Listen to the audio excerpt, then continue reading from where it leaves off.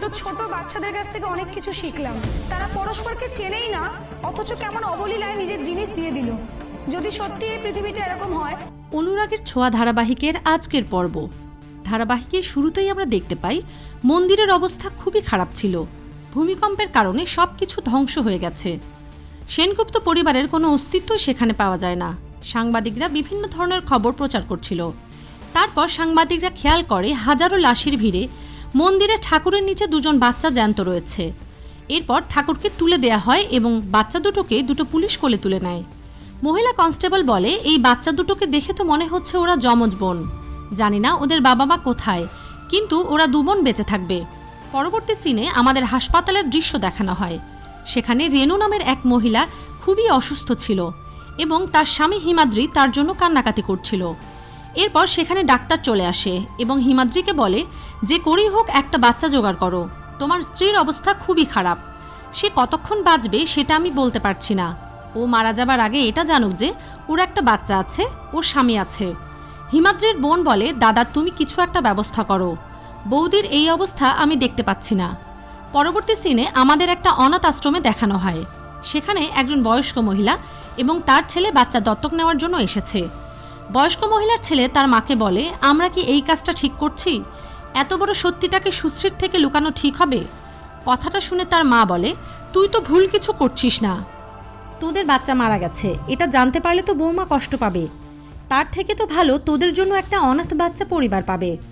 এরপর আমাদের অফিস রুমে দেখানো হয়। সেখানে সুদীপা এবং সুরপাকে রাখা হয়েছিল। তাদের দুই বোনকে দেখেই বয়স্ক মহিলা বুঝতে পারে এরা যমজ। তখন তারা সিদ্ধান্ত নেয় এই দুই বোনকেই তারা দত্তক নেবে। কিন্তু অনাথ আশ্রমের ম্যাডাম জানায় একজনকে দত্তক নেওয়ার জন্য লোক এসে গেছে। এরপর সেখানে হিমাদ্রি চলে আসে এবং সেই বয়স্ক মহিলা ও তার ছেলেকে বলে, আমার স্ত্রী খুবই অসুস্থ, তার জন্য একটা বাচ্চা দত্তক নিয়ে যেতেই হবে। এরপর তারা দুজনে দুই বাচ্চাকে দত্তক নেয়। অনাথ আশ্রমের মহিলাটি এসে সুদীপা এবং সুরূপার গলায় থাকা লকেটটা তাদের দিয়ে দেয়।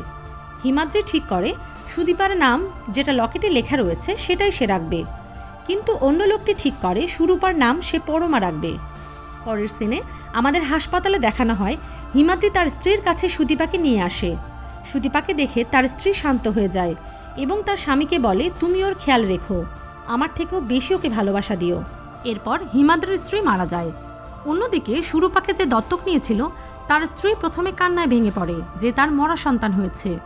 কিন্তু সুরূপার দত্তক বাবা বলে, তোমার মরা বাচ্চা হয়নি, এই দেখো আমাদের পরমা। এরপর সুশ্রী পরমাকে কোলে তুলে নেয় এবং আদর করে।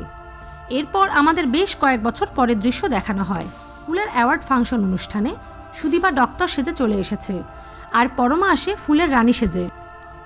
তারা দুজনেই স্কুলের ভেতর ঢুকে যায়। পরমার বাবা মনে মনে ভাবে, বারবার আমার ভয় করে, আমার স্ত্রী না সত্যিটা জেনে যায়। পরবর্তী সিনে আমাদের ফাংশন অনুষ্ঠানে দেখানো হয়, যেখানে জাজ অ্যানাউন্স করতে থাকে সুদীপা এবং পরমা দুজনে এই অ্যাওয়ার্ড ফাংশনে বিজয়ী হয়েছে। এবার ফাংশনে এসে হিমাদ্রি এবং পরমার বাবার দেখা হয়ে যায়।